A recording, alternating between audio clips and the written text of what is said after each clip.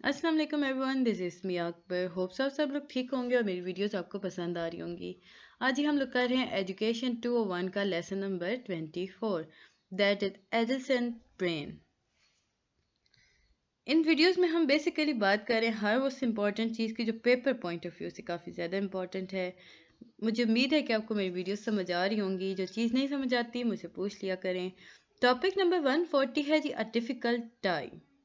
अगर हम एडिसन्स के अकॉर्डिंग बात करते हैं तो डिफ़िकल्ट टाइम बच्चे के अकॉर्डिंग क्या होता है? एक ट्रांजिशन फ्रॉम, जब बच्चा बचपन से जवानी की तरफ बढ़ रहा होता है तो काफ़ी ज़्यादा तब्दीलियाँ रोनुमा हो रही होती हैं। ये काफ़ी डिफ़िकल्ट टाइम होता है बच्चे के लिए। इसमें उसमें साइकोलॉजिकल चेंजेस आ रही होती हैं, इमोशनल चेंजेस आ रही होती हैं, सोशल चेंजेस आ रही होती हैं। वो teenager changing the teenager changing from child into adult. अब जब बच्चा बचपन से, मतलब जिस तरह मैंने शुरू में कहा कि वो अडल्ट हो रहा था या अडल्टहुड की तरफ बढ़ रहा होता है, तो उसमें काफ़ी ज़्यादा चेंजेस आती हैं। उन चेंजेस के अकॉर्डिंग बच्चे के मिजाज में तब्दीलियां आना शुरू हो जाती हैं।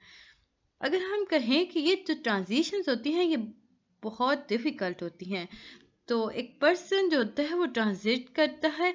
ये हर तरफ हम ये बात नहीं कह सकते। हम कह सकते हैं कि एक इंसान एक ही प्लेस पर एक ही वक्त में या डिफरेंट प्लेस पर डिफरेंट टाइम में कहीं भी वो बिलोंग कर सकता है। अगर हम मतलब उसमें चेंजेस आ सकती हैं। अगर हम बात करें जी अर्ली एडolescence की, तो ये कौन सी एज की होगी? 11 से 13 साल की उम्र, यानी 11 टू 13 ईयर्स ओल्ड बच्चे जो होते हैं वो अर्ली एडolescence में आते हैं। मिडिल एडolescence में क्या होता है जी, 14 टू 17 ईयर्स ओल्ड होते हैं। ये अर्ली से मतलब थोड़ा थोड़ा बढ़ना शुरू हो जाते हैं, 9 10 से स्टार्ट हो जाता है अर्ली निकलना शुरू हो जाएगा, यानी कि मिडिल में बच्चे आना शुरू हो जाते हैं। अब जो लेट एडolescence होते हैं ना, वो जो उसे हम कहते हैं अर्ली अडल्ट होल्ड। उसके बाद हम उसे कहते हैं जी वो 18 टू 20 ये ओल्ड होता है। इससे हम कहेंगे कि 21 24 साल की उम्र तक भी बच्चे आ जाते हैं लेट एडolescence में। याद रखें, जो ब्रेन होता है वो अपने फुल साइज में बाय एज 6 हो जाता है, यानी 90% हो जाता है। उसके बाद ही देन उसका फिर दिमाग जो होता है वो बढ़ोतरी की तरफ बढ़ना शुरू हो जाए, बढ़ने कदम बढ़ा देता है। स्कल जो होता है वो थिकन होना शुरू हो जाता है। याद रखिएगा, जो ब्रेन होते हैं ना वो 90% रीच करता है it's full size by age 6, और फिर उसके बाद स्कल थिकन की तरफ बढ़ता है। अगर हम बात करते हैं ना रीऑर्गेनाइजेशन की, तो हम कहेंगे then undergoes a great reorganization between age 12 and 20 continue till 25। कुछ जो दिमाग के बाकी 10% जो होता है वो 12 से 20 के दरमियान बंद होता है, लेकिन कहीं ऐसा भी होता है कि 25 ईयर तक दिमाग कंप्लीट हो जाता है। अब जो एसेंशियल पार्ट ऑफ ब्रेन होते हैं guys, essential part of brain जो होते हैं वो डेवलपमेंट में रहते हैं ड्यूरिंग एडल्सेंस। उसके बाद जी हमारे पास टॉपिक 141 है, प्री फ्रंटल कॉर्टेक्स। अच्छा, ये जो लेसन नंबर आपका 24 है कि आपके एमसीक्यूज वाइज काफ़ी इंपॉर्टेंट है। अब जो सीईओ होता है ना ब्रेन का, उसका क्या काम होता है? वो कंट्रोल करता है थॉट को, और हर चीज़ को वो कंट्रोल करेगा। जो भी चीज़ उसके दिमाग के, यूँ कह ले कि located in front of the brain just behind forehead, हमारे दिमाग के सामने, दिमाग के पीछे, हर चीज़ वो कंट्रोल कर रहा होता है। अगर हम बात करते हैं seats of good judgement control की, तो दिमाग को अगर हम बेहतरीन जजमेंट देखें तो किस किस चीज़ में आएगी? रीजनिंग एबिलिटी आ जाती है इंसान के अंदर। वो कंट्रोल कर होता है ना, हर चीज़ पे रीज़न नहीं करना। Goal, priority settings, ability to make sound judgement. अब हाँ, एक एबिलिटी प्रोड्यूस हो जाती है कि इंसान अगला जिस लहजे में बोल रहा है आपको समझ आना शुरू हो जाता है कि अब ये खुश है, गुस्से में है, एवरीथिंग। आपको गोल सेट करने में काम करता है, आपको प्लानिंग में दिमाग हेल्प कर रहा होता है, वो कंट्रोल कर रहा होता है आपकी थॉट्स को, आपके बिहेवियर कंट्रोल कर रहा होता है, सेल्फ कंट्रोल कर रहा होता है, इमोशनल कंट्रोल कर रहा होता है। अच्छा, ये जो सेक्शन होता है ना कंट्रोल करने का दिमाग का, मतलब हर चीज़ को जो वो कंट्रोल कर रहा होता है, वो 25 साल की उम्र तक के, मतलब यूँ समझ लें जब बंदा 25 साल की उम्र तक पहुंचता है तो ये प्रोसेस कंप्लीट हो जाता है, ब्रेन डेवलप हो जाता है। अब जो होता है ना, they are prone to error of जज or high risk taker. They are not reckless because they underestimate risk, but because they overestimate reward, rather find reward more rewarding than adults do. अब कुछ बच्चे ऐसे होते हैं जो judgement करते हुए काफ़ी ज़्यादा बेखौफ हो जाते हैं। अब ऐसे लोग जो होते हैं वो हाई रिस्क टेकर्स हो जाते हैं। उन्हें हर जहाँ बहुत मुश्किल होगी ना, जहाँ नामुमकिन चीज़ होगी, वो उसमें सर दे रहे होंगे। सो वो काम कर रहे होते हैं। तो ऐसे लोग होते हैं जिसमें। इसके बाद है टॉपिक 142, दैट इज सेरिब्लम। अब सेरिब्लम दिमाग में कहाँ होता है और इसका क्या काम है, हम इसमें देखेंगे। ये जी back part of the brain में होता है लोकेट। ये एक पार्ट है जी ब्रेन का। इसमें चेंजेस आती हैं थ्रू टीन। यहाँ पे लिखा ड्यूरिंग द टीन ईयर्स। अब ड्यूरिंग द टीन ईयर्स में इसमें चेंजेस आना शुरू हो जाती हैं। ये जो होता है फिनिश 20 साल की उम्र के बच्चे में, ये कह सकते हैं कि ये कंप्लीट हो रहा होता है, बट कंप्लीट नहीं होता, ग्रो कर रहा होता है। इसमें coordination of our muscle start हो चुके होते हैं। तो इसके बाद है रिस्पॉन्सिबिलिटी। अब responsible for many learn physical skills such as posture, balance and coordination. इसके बाद है जी इसके बाद है जी हमारे पास मैगडेला इज अनफिनिश्ड टू। एक और हमारे पास चीज़ आ गई थी मैगडेला। अब उसमें क्या काम है, वो क्या करता है? ये जी साइड ऑफ द ब्रेन होता है हमारे कानों के ऊपर, गहरा अंदर जाकर एक जगह होती है जिसे हम कहते हैं मैगडेला। अब इसका काम क्या होता है? ये हमारे इमोशन को लिंक करता है with sensory input from the environment. हम एनवायरनमेंट से जो इमोशंस फील करते हैं, वो मैगडेला का काम होता है हमें फील कराना। ये ट्रिगर करता है जी हमारे इमोशंस को। अब इमोशंस क्या क्या हो सकते हैं? Rage, fear, reward, aggression, attraction. ये mature before the frontal cortex. ये फ्रंटल कॉर्टेक्स, आई थिंक थोड़ी सी मेरी आई साइट की प्रॉब्लम कर ही रही है, मुझे चेक करानी पड़ेगी। अच्छा, ये मेच्योर होता है जी फ्रंटल कॉर्टेक्स के पहले या बाद में कर लेते हैं। तो इसमें एडिसंस रिस्पॉन्ड करता है इमोशनल रिएक्शन में। इस अकाउंट ये जो होता है ना, ये हमारे इम्पल्सिव और रिस्की बिहेवियर को कंट्रोल करता है।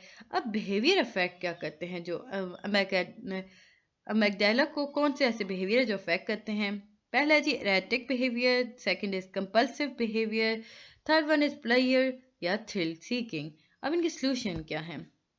अगर आपका एरेटिक बिहेवियर स्टार्ट हो गया है ना, तो आप करें लेवल हेड, काम रहें, पुरसकून रहें, अपने दिमाग अपने सर को बिल्कुल लेवल पे ले आएँ। अगर कंपल्सिव बिहेवियर आ रहा है तो आप सिंथेसाइज हो जाएं, अनफॉर्चुनेट कहना शुरू कर दें, मतलब कहें कि बदकिस्मती से ऐसा हो गया, ये सारी चीज़ें।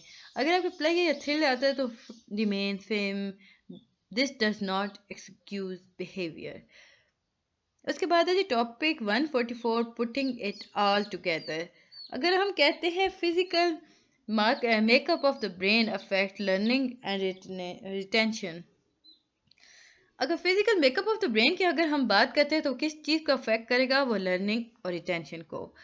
When the principle of mindful instruction are in place, students are more successful. अगर हम बात करते हैं वो बच्चे जो कि सक्सेसफुल होते हैं, तो वो कैसे होते हैं? जब उनका दिमाग जो होता है ना, वो एक काम होता है, यानी कि वो एक ख़ास प्रिंसिपल पर कम अमल कर रहा होता है।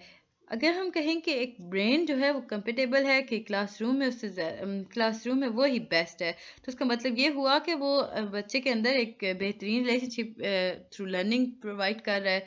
बच्चे को बता रहा है कि तुम पढ़ सकते हो, तुम कर सकते हो, और वो कंट्रोल कर रहा होता है। जो लर्निंग होती है वो बायोलॉजिकल होती है और एक्टिव होती है, यानी कि माइंड, बॉडी और स्पिरिट के थ्रू चलती है जी। एक्सरसाइज जो होती है वो इम्प्रूव करती है कॉग्निटिव फंक्शंस को। अगर शॉर्ट आता है जी क्या चीज़ इम्प्रूव करती है कॉग्निटिव फंक्शंस को, तो याद रखें एक्सरसाइज। एक्सरसाइज करती है कॉग्निटिव फंक्शंस को इम्प्रूव।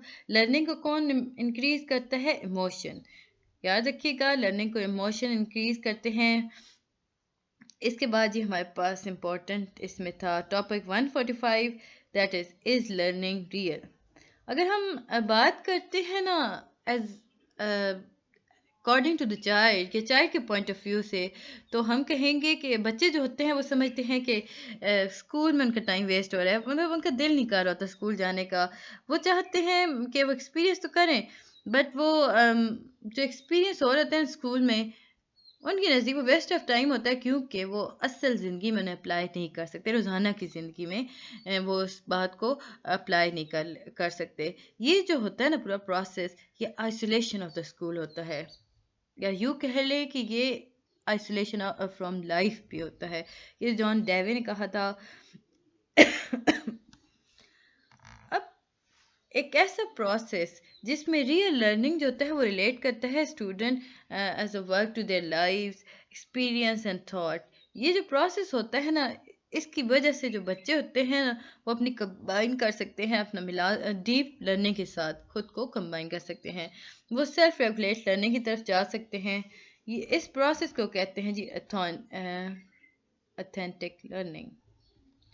लेक्चर नंबर 25 है जी ऑथेंटिक लर्निंग है क्या, क्योंकि अभी हमने बात की थी ना ऑथेंटिक लर्निंग। काइंडली आगे बढ़ने से पहले मेरे चैनल को लाइक और सब्सक्राइब जरूर कर दीजिएगा। वीडियो पसंद आती है तो कमेंट भी कीजिएगा। ऑथेंटिक लर्निंग क्या है? एक पेडागोगिकल अप्रोच है जो फैसिलिटेट करती है स्टूडेंट को एक्सप्लोर करने में, डिस्कस करने में, या यूँ कह लें कि मीनिंगफुली कंस्ट्रक्ट कॉन्सेप्ट्स और रिलेशन बताने डेवलप करने में ये काम करती है ऑथेंटिक लर्निंग। ये अप्रोच हमारी हेल्प करती है। अगर इसे हम प्रॉपर देखेंगे तो हम कहेंगे a pedagogical approach that facilitate student to explore, discuss and meaningfully construct concept and relationship in contexts that involve real world problems and projects that are relevant to the learner। ये जो approach होती है ना learning की, authentic learning, इससे हमें क्या पता चलता है? इससे हमें पता चलता है कि लाइफ के अंदर जो सिचुएशंस हैं ना, वो कितनी मीनिंगफुल्स हैं, कितनी रियल्स हैं। ये इम्प्लीमेंट करती है ना ये लर्निंग उन सिचुएशंस पर। अब जब लर्नर प्रेजेंट करता है ना एक रियलिस्टिक प्रॉब्लम या प्रोजेक्ट, तो वो उसे इन्वेस्टिगेट करेगा, उसके ऊपर काफ़ी ज़्यादा काम करेगा, उसे आसान बनाएगा अपने लाइफ के थ्रू। अब जी हिस्ट्री ऑफ ऑथेंटिक लर्निंग क्या थी, इसकी हिस्ट्री जो है ये आपके एमसीक्यूज वाइज काफ़ी इंपॉर्टेंट थी। अब ऑथेंटिक लर्निंग आया कहाँ से? ये 18th सेंचुरी के अराउंड घूम रहा है जी। इसमें हुआ ये था कि जो पीपल्स थे ना, जो उन पे काम उनके स्टूडेंट थे, वो कॉग्निटिव अप्रेंटिस बना रहे थे और उस पर एक्सपर्ट बन रहे थे। लेकिन हुआ ये कि वो प्रॉब्लम चेंज हो गई, यानी कि वो रियल वर्ल्ड से अकॉर्डिंग नहीं थी। उसके बाद ही उसने कहा कि Descartes first propose the idea of authenticity. किसने दिया था? डिस्कार्ड्स ने दिया था।